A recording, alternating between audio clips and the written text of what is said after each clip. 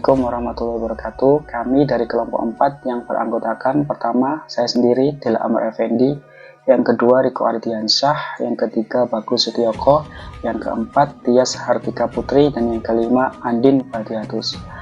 Pada kesempatan ini kami ingin membagikan hasil diskusi terkait bukti penilaian pada pengembangan kurikulum model Understanding by Design. Nah, pertama kita harus tahu dulu apa itu bukti penilaian. Bukti maksudnya adalah indikator atau tolak ukur keberhasilan yang dapat dilihat atau diukur. Jika dikaitkan dalam pembelajaran, guru akan mengetahui bahwa para siswa telah memenuhi tujuan-tujuan melalui sebuah asesmen. Nah, dalam hal ini asesmen itu ada dua. Yang pertama itu asesmen formatif yang dilakukan selama pembelajaran berlangsung, dan yang kedua itu ada asesmen sumatif, yaitu di akhir pembelajaran. Nah, berikut penjabarannya. Asesmen formatif bertujuan untuk melihat seberapa jauh siswa telah dapat mencapai tujuan pembelajaran dan membantu memperbaiki kesalahpahaman. Nah, asesmen ini berupa tanya jawab, observasi, esai, bermain peran, proyek, kuis, jurnal, dan sebagainya. Kemudian asesmen sumatif.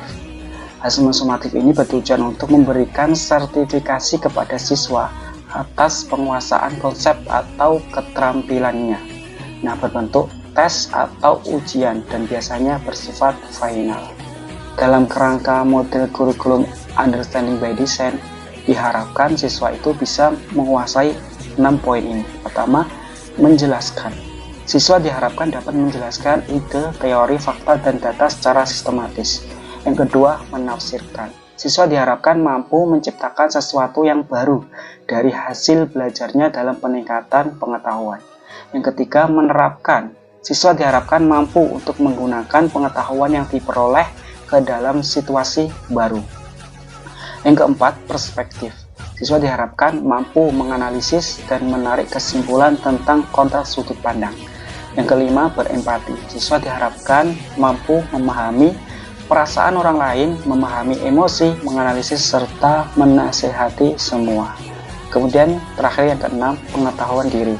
Siswa diharapkan mampu untuk memeriksa dan mengevaluasi dirinya sendiri. Lanjut, dalam menentukan bukti penilaian ada 2 poin penting yang harus kita pahami bersama. Pertama ada tugas kinerja, yang kedua bukti lainnya. Nah, untuk tugas kinerja di sini disediakan sebuah pertanyaan. Melalui tugas kinerja otentik apa peserta didik akan mendemonstrasikan. Nah, di sini peserta didik itu diberikan sebuah asesmen formal dan informal dengan memberikan pertanyaan terbuka untuk mendorong kemampuan peserta didik berpikir tingkat tinggi. Kemudian pada bukti lainnya, melalui bukti lain apa peserta didik akan menunjukkan pencapaian hasil yang diinginkan. Tes evaluasi dengan penilaian dalam bentuk rubrik yang berisi deskripsi karakteristik setiap poin skor dengan memperhatikan keabsahan atau kesahihan. Nah, bisa melalui kuis, tes petunjuk akademik, observasi, dan lain sebagainya. Seperti itu. Kemudian penerapan sesuai dengan template. Di sini saya memberikan contoh melalui tugas proyek pada materi jaring-jaring bangun ruang.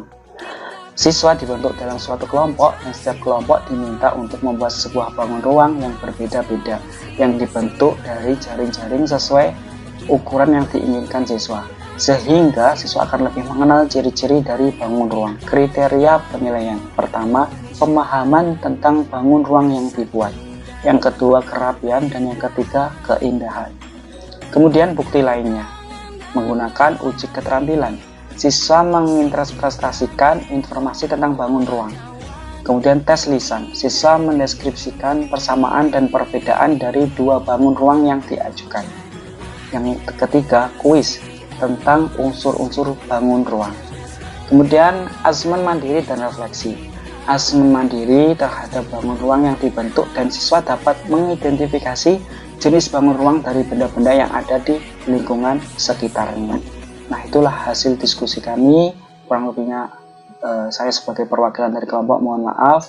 Wassalamualaikum warahmatullahi wabarakatuh.